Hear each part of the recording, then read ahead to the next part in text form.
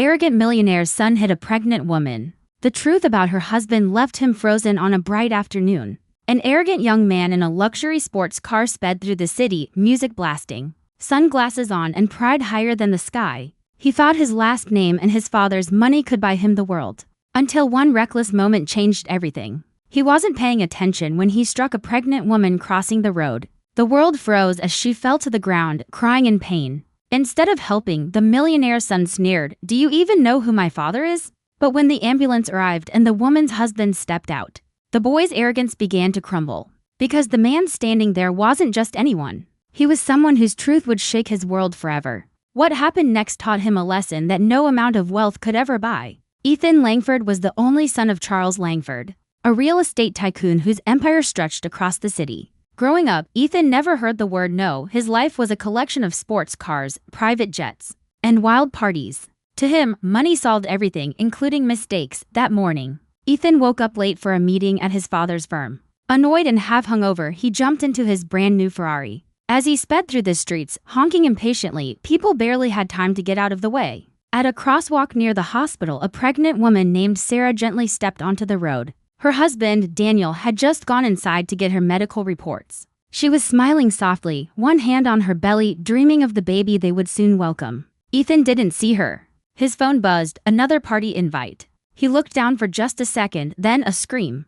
The screech of tires. A thud. Sarah fell to the ground, clutching her stomach. Panic filled the air. People rushed to her, shouting at Ethan to call for help. But instead of remorse, he shouted back, "Stay out of my way. It's her fault, she shouldn't have crossed." Bystanders recorded the scene, horrified by his arrogance. The ambulance siren wailed in the distance. Ethan folded his arms and smirked, muttering, "My father will handle this." He had no idea that the man who'd soon step out of that ambulance would change his life forever. When the ambulance arrived, a man in uniform jumped out, tall, calm, and focused. It was Daniel, Sarah's husband. He was a paramedic, known for saving countless lives across the city. But today, the life in danger was the one he cherished most. The crowd pointed to Sarah, who lay crying in pain. Daniel froze for a moment, his heart stopped. But then, professionalism took over. He knelt beside her, checking her pulse and murmuring, "Hang in there, love. I'm here." Ethan stood aside, scoffing. "You're lucky I didn't call the cops for blocking the road," he said coldly. Daniel looked up at him, his eyes filled with controlled rage. "You hit a pregnant woman and think you're the victim?" The police arrived soon after. Witnesses came forward with videos. Ethan tried to argue, but the officer cut him off. "You're under arrest for reckless driving and endangerment," as Ethan protested. His father, Charles Langford, arrived, furious but trying to hide it. "Officer, this is a misunderstanding. My lawyers will handle it." But Daniel stepped forward. "Mr. Langford," he said quietly, "you may own half the city, but you don't own humanity." Later at the hospital, doctors confirmed that Sarah and the baby were safe. When Charles offered money to settle the issue, Daniel refused. He revealed something that stunned everyone. Years ago, Charles Langford's company had fired him unfairly, causing him and Sarah to lose their home. Yet Daniel had rebuilt his life through hard work and service. That truth hit Ethan like a thunderbolt. The man whose wife he'd hurt was someone his father had once wronged. Ethan sat in the hospital corridor, head in his hands.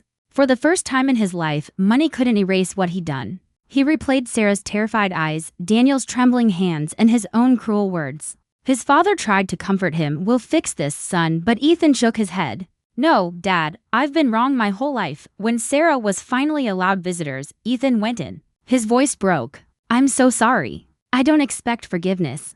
I just want to make things right." Sarah smiled weakly. "The best way to make things right is to change who you are." Those words hit deeper than any punishment. Ethan decided to do just that. He sold his sports car and used the money to fund road safety campaigns and hospital support programs, all under Daniel's supervision. Months later, he joined Daniel as a volunteer paramedic trainee. The once arrogant millionaire's son now carried stretchers, bandaged wounds, and listened more than he spoke. One day, while helping an injured child, Daniel placed a hand on his shoulder. "You've changed, Ethan. That's worth more than any apology." Ethan smiled, tears in his eyes. "You saved more than my life that day, Daniel. You saved my soul." The story of the arrogant millionaire's son became a citywide tale, not of wealth or status, but of redemption, forgiveness, and the power of humanity over pride. If this story touched your heart, hit like, comment, and subscribe for more emotional stories of kindness, redemption, and second chances.